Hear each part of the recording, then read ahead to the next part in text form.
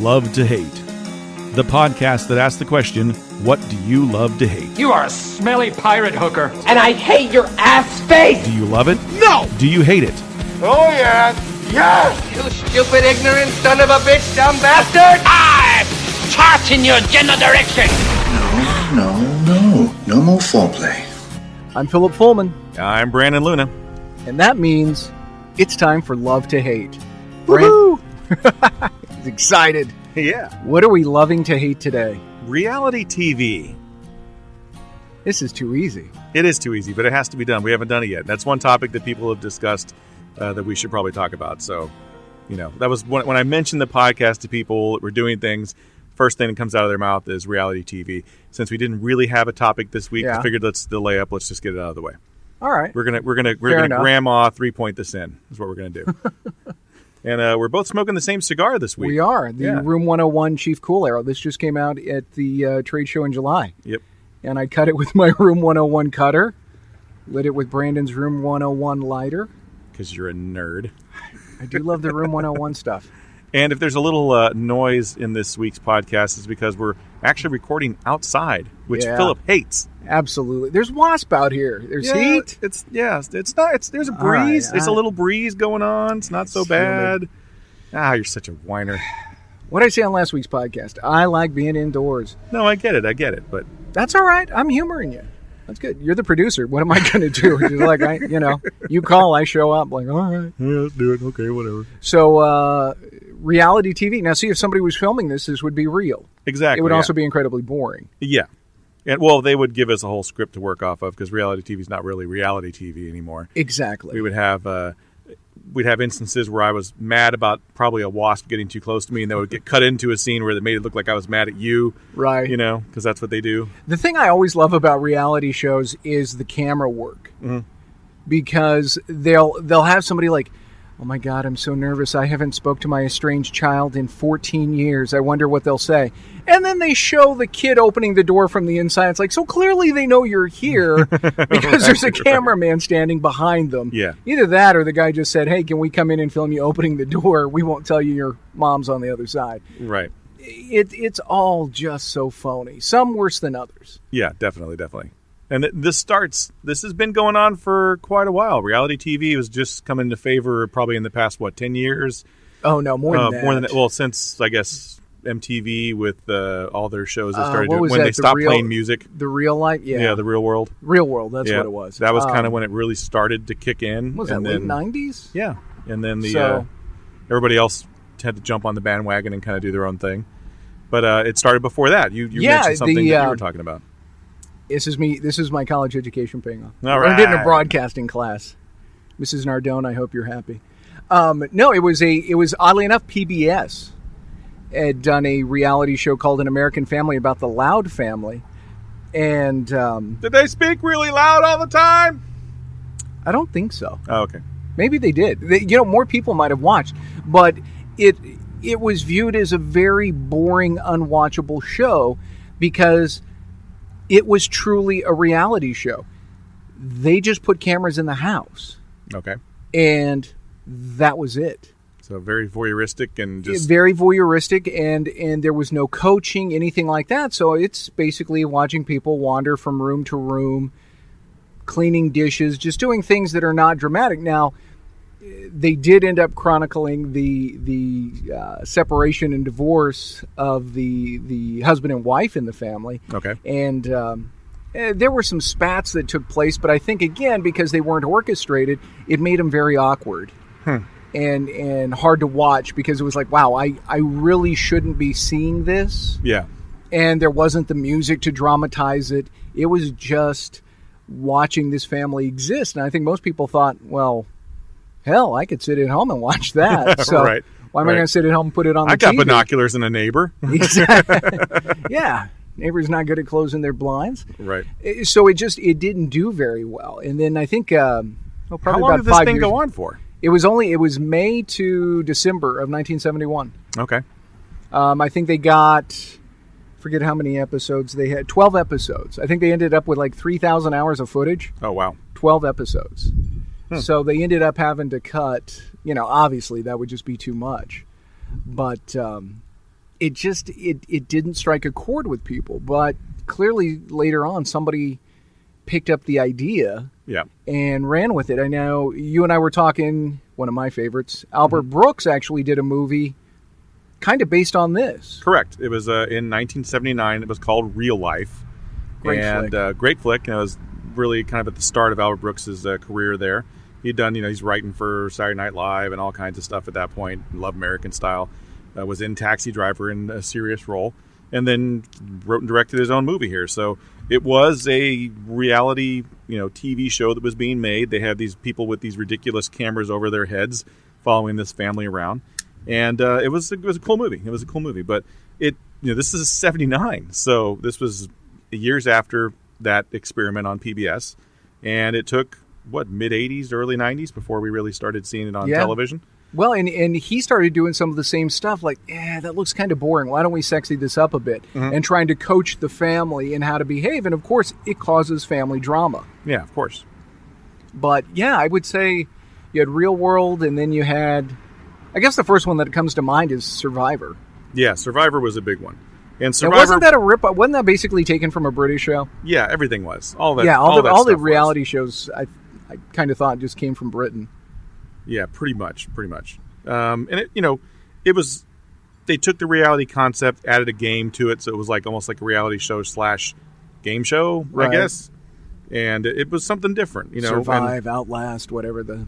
Yeah, and now they're still doing though. I mean, there's all kinds of they go Naked and Afraid or whatever the hell that one show is, where they're naked and they're trying to survive. I mean, ridiculous stuff. Ridiculous stuff. Well, and the thing they do is, or the reason they do it is, it's like the reason they used to do so many game shows. It's cheap. Mm-hmm. You don't have to pay for, an extended script. I mean, they're still writing, but you're not paying for a full script. They're easy to rush out, film multiple episodes at a time. Correct. You don't have to have any sets because it's all filmed on location. Mm-hmm. So you really don't have any of that overhead. You want to talk about old school reality TV? Remember Candid Camera? Oh yeah. Do not forget about that, because that was that's true. Little snippets of reality that. How would somebody react if this thing happened, and whatever. So that was kind of the start of it back then. We decided to. I forget it. We decided to take this man and. Yep. Replace his insurance agent with a capuchin monkey. Mm-hmm. Let's see what happens. So, and I didn't even know about this. I'm looking this up on Wikipedia right now. There was a show called Queen for a Day from 1945 to 64. Oh yeah, and it was an early example of reality-based television. Well, would you also include then This Is Your Life? Probably. But it was a game show. It was. It wasn't. It wasn't the scripted drama. Correct. Yeah. That these things are now. Yeah, no, I remember the old clips of This Is Your Life. It's like, do you recognize this voice? Hello, Tommy. Right. It's like, oh my God, it's the creepy choir teacher. Right. Yeah. Yeah, An American Family, 1971. That's listed on there as well. And then the counterpart was called The Family in 1974. It was made in the UK. So UK stole it, I guess, from us at that point. And then you started in the 80s with Real People, which was more of a... Yeah, that was more like That's Incredible. Yeah, and they mentioned That's Incredible as well. Which is more so just like the crap you see on Facebook now. It's like, hey, we recorded this. You won't believe what happens next. It's like, look, this guy can juggle and make a great spaghetti sauce. Oh, you want to know what was before The Real World? Yeah. Cops. Oh, yeah. Cops was a big one. That's true. Cops was reality TV. That is true. Is that still on? I don't think it is. I think it just lives on in reruns. Oh. I was always excited to see El Paso, and it was like, hey, hometown. I know that blurred face. Yeah, right? Exactly. I don't. I know what street he's on. I don't know if you can do that show now, given the climate that we have. Pretty much the news politically and everything else. Now. That's I mean, it's all cops now. Every cop has a head cam and camera on their car, and I just don't think you can do that anymore. No, but probably not. The Real World was a big one, and it lasted quite a long time. And that was really kind of the start of, I guess, the nouveau version of the reality show, which was not really reality. They took these people, stuck them in these situations, dramatized it, caused friction. And there's even people that spoke out about it. Like, I remember Puck was the big guy that everybody thought he was cool, but they hated him. And he talked about it afterwards. He's like, look, half that shit was fake. This didn't even happen. They made it look like it happened, but it didn't. And now I'm the bad guy, and so he was speaking out about it. I read an interview with Ami James, who was on Miami Ink. Owns a lot of tattoo shops. Great artist. And he was talking about his last show he did, New York Ink, where it's like, hey, I've come here to try to, there's always this huge backstory and all the fights and stuff. And they were asking him about that, his anger. And, he goes, that's all fake. He's like, that's all dramatized. He's like, that stuff doesn't happen in the shop. Yeah. Where it's like, oh, we're going to go outside and fight it out, or this person walks off. He's like, no, that's all. He said it's very much like a series. Yeah. So, and then the 2000s, we had Big Brother, Survivor, and Amazing Race. Now, out of the reality shows that were out there, I thought Amazing Race was actually kind of fun to watch. I've heard people say that it's kind of interesting. It's pretty interesting. I've never watched it. And I've had people that actually said they wanted to try and be on it. And we've got the melodic sounds of a chime behind us, if you're hearing that. Wow, that's pretty nice. Yeah. Here in your Zen garden. And then they're listing American Idol, which, again, it's more of a contest than a reality show. But now, with the full force of reality TV, we have, unfortunately, the Kardashians. And before that, who those people in Miami are the ones with Suki and was it? Not Suki. Jersey Shore. Jersey Shore. I mean, God. I mean, it's progressively gone from bad to worse. And the Kardashians are an affront on humanity. I don't know why they're popular, why they exist in the news. Kind of like Paris Hilton. Yeah, exactly. And whatever her dipshit show was.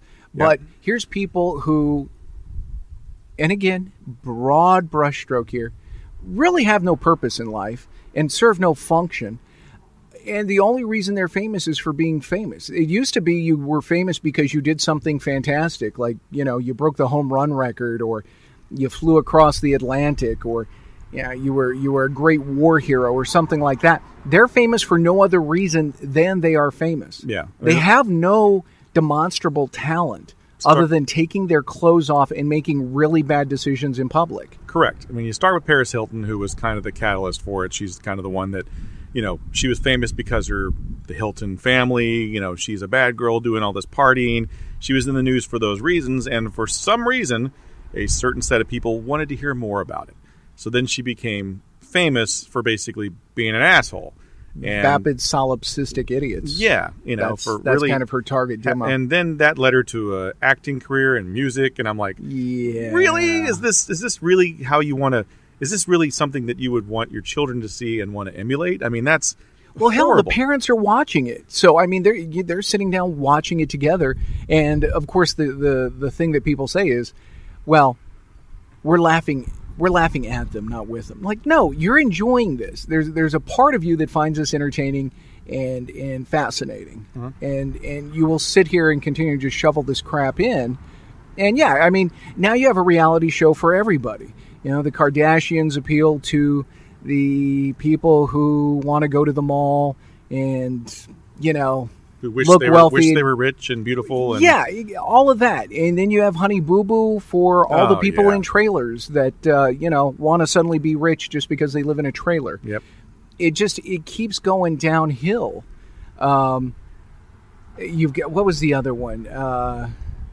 What about little kids that they pimp and make them into beauty queens? I think that's where Honey Boo Boo That's came the Honey from. Boo Boo thing, yeah. That to me is disturbing. It is. It's very disturbing. That to me is like, hey, that borders on creepy mailman ice cream guy type of stuff that you're dolling your kid up like that. It's like, that's just weird. And it makes you wonder why those people didn't have their kids taken away from them. Like, you have proof that you are basically whoring your kid out and being a horrible parent. Can't CPS just use the show as plenty of evidence and go, hey, Kate plus 8, all that stuff? Oh, I mean, all and that was garbage. And they did that, I'm assuming, because came the realization, holy shit, we got a ton of kids and no way to pay for them. So, they do the TV show, which I think built their new house, if I remember. Mm-hmm. And then, of course, their relationship goes teats up. I think they did the same thing for the Duggars. I think they gave them money to have their continuing brood. Yeah. And if you ever watch that, you could just sit there and just observing it think, yeah, there's problems here that are going to come out at some point. Oh yeah, definitely. And sure enough, they have. So it's like a freak show. It is, yeah. And yet we continue to watch them. I say we. I mean, I don't. I'm tangentially connected, knowing what they are, but I've never sat and just said, "Wow, I've got to watch this." Yeah. And you would think there's certain sets of people that watch them and that's it. But even being in the industry that we're both in the cigar industry, every time I'm in a shop, I'm hearing people talk about Mountain Men and all these other shows that are out there. Well, but then it's okay because it's about guys. Yeah, but guys. It's still a reality show that's stupid and it's such a waste of time. Come on. I mean, that's the thing. It's the idea of they're ever actually in danger. Yeah. I don't believe that. Well, I believe there's a camera crew over there ready to jump in and save a life. Especially with the Bear Grylls stuff. I mean, come on. I mean, he got called out for staying in hotels and stuff. There's no way he's really doing that with a camera guy that doesn't happen to have a Snickers on him if he needs it. I mean, that's just... Reality TV honest. is Marlon Perkins on Mutual of Omaha's Wild Kingdom, damn near getting killed by a boa constrictor or a python. Yeah, well, it wasn't him, though. He had the other guy doing it. No, it was Marlon, and then Jim ran in to try to save Marlon. They're both... And meanwhile, what I loved is you have Marlon's perfect monotone voiceover as the python wraps itself around Jim's throat. It begins crushing my arm as I try to free Jim. It's right. Like that was the whole NPR type, Bob Ross, very even keel. Yeah. There needs to be more excitement to this because it looks like you two are about to die. Yeah. Well, who brought excitement to that was the crocodile hunter. Yeah. He brought excitement to that genre of television. Somebody show. just put something on Facebook. It was like it's been 10 years, I guess, since he died. And but he was somebody who seemed to really enjoy what he did. Yeah, and he tried to help the environment and did good it was things a cause. with his money. It was a cause to him. Yeah, definitely, and that makes sense to me. And that person is worth watching. Most of the stuff is not. I mean, it's just not. And there's nothing redeeming about it. I think I remember one time I was at work and I forget what reality show they were talking about. But I said, I beg you, read a book. I will take you to the library. Right. Just stop talking about it. But to this argument we were talking about that we touched on a little bit last week and before we started. In a way, football is a reality show for guys. Yeah, it's definitely. Or it's more so. It's like Roman gladiators. Only the losers don't get fed to the lions. They get fed to the. And football has its own version of reality show. They have that one show on HBO. I can't think of what it's called. Hard Knocks. Hard Knocks. They pick a team and they go behind the scenes and show you what they're going through and how they're preparing for the season and stuff. So it's all over the place, man. It's spreading thin, and there's so little good TV out there now that's scripted that it just hurts my heart. I think HBO, AMC, there's a couple people that are doing it right, but for the most part, we're sinking in reality TV. I agree, and I think, because you could always argue that TV is the great wasteland, but I think there's opportunities with TV as a medium to use it as art to get ideas across or to get something out of it. Whether it's just purely for enjoyment or just a critical way of thinking, something like that, but where we don't walk away dumber for the experience. Yeah. There is a lot of stuff out there like that. Or if it's just a good story that's not insulting to the intelligence. Yeah. Where the character wow, I can't talk. Where the characters are at least likable. Mm-hmm. I don't know if anybody on a reality show is supposed to be likable or sympathetic. It seems like everybody's just kind of an ass. I think the ones that are on... Okay, so this is the other thing that annoys me. You used to be able to avoid reality TV by going to Discovery or History Channel. Oh, yeah. You can't do that anymore. That's done. Those are... The Learning Channel is now not the Learning Channel. Now reality TV shows. It's just overtaken by it. But there is a good amount of shows on there where they're trying to restore someone's house, and those people are likable. But you hear horror stories about all the stuff after the fact. Like they're not actually contractors. They're, just hunky actors who look good in overalls. And, right. They actually broke our house instead of fixing it. And remember that show Monster House that was on for a while where they would go and just turn this house into a crazy thing. And then people would have difficulty selling the house after because of all the stupid crap we don't want a slide in the middle of our living room. Yep. And I saw one. I remember specifically there was one where the girl was an ice skater and they turned one of the rooms into a skating rink. and they sued them after that because they couldn't sell the house because of all the crap they did to the house. So just, it needs to stop. I don't see any movement towards stopping. I think we're just going to get more and more and more of it until it's all we have. Well, one thing people could do is turn off their televisions and listen to a good podcast. Yep. That would be one. Read a book. Read a book. There's a lot of good books out there, regardless of genre. Read the book before you see the movie if you're going to see the movie. Yes. There's a couple of movies I still haven't watched that have been out forever, but it's just, I still haven't seen the movie. Still haven't read the book. Or read the book, yeah. So I don't know what I'm talking about. I still haven't read the book. So it is, man. It's weird. You're like, you keep looking to the side like, is that a bug? Am I going to get bit? No, man. There's something like going to grass attack me out here? Yeah, I would totally suck at an outdoors reality show. That would not work. What about a cigar reality show? That, I don't think they would allow that. They wouldn't, because it would promote smoking. You'd have to do it as like a web series or something. Exactly. I was talking to Clint Aaron from 262. We were talking about that, and he made the comment. He goes, it wouldn't work. He goes, it's the same. Every shop's the same. You're going to meet the same customer. Yeah. So it would have to be that fake drama. It would have to be. I mean, I always thought the first one I thought of was like Cigar Wars, where you have like, I'm a cigar shop and we're the best and we are the best in town. And then like, I'm also the best and we're going to fight it out. And you got two guys, basically two shops kind of combating each other. And right. There'd be drama in there. And then, I like the idea of like a cigar shop rescue, like right. bar rescue, where you go in and the shop's not doing well. And so you have like a team go in and be like, okay, here's what you need to do. We're going to convert you to a vape shop and then you'll make money. God, no. That's what would happen. It's probably true, though. Yeah, it probably would. Yeah. There was actually an article in yesterday's morning news that they got from the New York Times talking about the FDA stuff. It focused mostly on the vape side of it, things, yeah. But it mentioned in there that the FDA is trying to go in and start legislating. One interesting point it made. Let's see if I can get this right. The Office of Budget Management, the OBM. They are the ones who pushed for us to get an extension on our grandfather date. Correct. Basically, the Office of Budget Management has been helpful to the cigar industry in trying to temper some of what the FDA wants to do.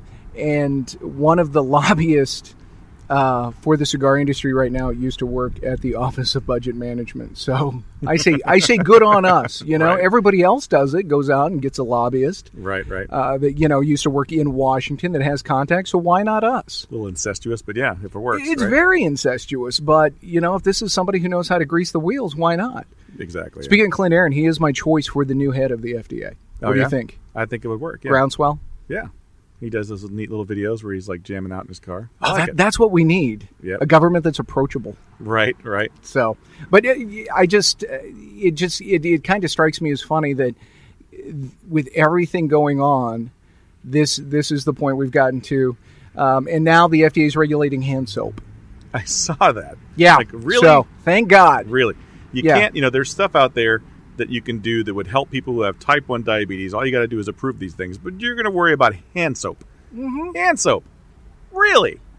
That's your focus right now. Yeah, because they said some of the chemicals in the antibacterial soaps are actually harmful because it actually strips away good bacteria. And for years I've heard doctors say, beginning of every school year, hey, watch it with the hand sanitizer in your kids because actually your kids need some germs. Because if your kid's in a completely sterile environment, they're going to catch everything. The body's got to learn to fight some of this stuff off. Yeah, for sure. So I think that's probably kind of where they're going with that. We need a reality show about the FDA so we can check them on this shit. I like it. I like it. Yeah. You got a name yet, or are we going to revisit that? We'll we can come back. Yeah. We can come back to that. We just need all our reality shows need to be aimed at the government so we can see what they're doing. Oh man, they would never approve that. And then they don't want us knowing. No, they don't. They really don't. Because if you were to look at it, you would see your tax dollars just absolutely pissed away. I'm going to try and get this thing done right here. Well, yeah, but tell you what, if we give you this money, then maybe you can just let that go and focus on this. That's a good idea, which is how I think most of that stuff goes, in reality. I don't... Nice. I see what you did there. Yeah. I'm getting to the point I don't think the government actually care. I think it's all about getting reelected. It's all about getting reelected and lining your pockets. That's really what it's about. It's like, how much money can I make doing this job? Even though I was already a lawyer or a doctor and I've got a shit ton of money and I'm a, what do you call it? I feel it's a calling. Yeah. I feel like I need to give back to my country that's been so good to me. So I'm going to abandon all of this and go into a public life of servitude. You going to run for president? No. No? No. Too big of a job? God, if party affiliation aside, anybody who comes out even after 4 years, they don't look so good. Yeah. I mean, true, you look true. at they go in, Bush and Obama especially. Yeah, it's they just aged. at the end of that, it's like the stress level. Whether you like the guy who's in there or not, there's a ton of stress that goes with that job, and I think there's even more stuff that we don't know. Yeah. That they're not allowed to say. You got to imagine if they're going to be running for stuff, they're probably like, okay, let's get a little tuck back, let's color the hair, make you look younger. And then once they get the job, they're like, screw it, I'm just letting it go. It's kind of like being married, It's like once you get married, you're just like, whatever. I can gain 20 pounds, 30 pounds. I'll keep the baby weight and I'll go bald. I don't give a damn. It's just kind of that same thing. So you kept the baby weight and went bald? Yeah. Wow. Yeah. All right. It's a double whammy right there. Nice. I kept both baby weights. I gained like 20 for the first and 30 for the second. Blame my wife for this weight. Wow. That and food and beer. Wow. Well, yeah, the food and beer. And reality TV. I watch too much of it, so. See? I don't. I blame donuts. You blame donuts? Okay. Yeah. Let's But, see yesterday, after the earthquake of 2016 that we felt, it's like, screw that. If I'm going to die, I'm going out with coffee and donuts and a cigar. Right. I mean, Yeah, we had an earthquake in Texas. Like we did. In Oklahoma and Kansas. Started in Oklahoma, and they actually lost some buildings. Yep. They actually had some real damage. It was a 5.6. But, yeah, I woke up yesterday and was like, what was that? Yeah, it was strange. It really was. And some I read said they felt it as far as North Dakota. Wow. Yeah. That's crazy. So it kind of tells you that if there's a fault line or something. Yeah. I mean, just think of how it's all connected if you can feel it that far away from where it actually happened. Yeah, they always talk about Los Angeles dropping off, but I'd be okay with like Washington just dropping off. If we can just let that drop off and start fresh, that'd be great. Is the district in Columbia arranged in such a way they could drop off without hurting anything else? Probably not. Because California is. Yeah, California definitely is, yeah. As George Strait said, you could have oceanfront property in Arizona. Right. Yeah. That's maybe one of these days we'll do Love to Hate California. Yeah, that's coming up, I'm sure. Excellent. Is it time? It is time. All right. Excellent. So, Thanks for joining us for another episode of Love to Hate. The outdoor edition. The outdoor edition.